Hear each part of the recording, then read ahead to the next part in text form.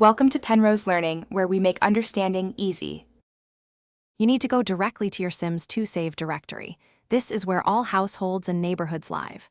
Once there, make a quick backup to a separate folder or external drive so you can restore if needed. Open Documents, then EA Games, The Sims 2, User Data, and finally the Save folder. Make sure hidden files are visible if you don't see it. This step eliminates confusion later and preserves any saves you might regret deleting. You'll now identify which folders correspond to the saves you want gone. Names use neighborhood ID and timestamps, so match carefully. Once you know which is which, select only those folders for deletion. Don't remove shared assets like cache or downloads. If unsure, copy one folder out and rename it to test in-game which save it becomes. This prevents accidental loss and ensures you remove the correct files. Once confirmed, delete the chosen folders, then empty the recycle bin or use Shift+Delete to remove them permanently.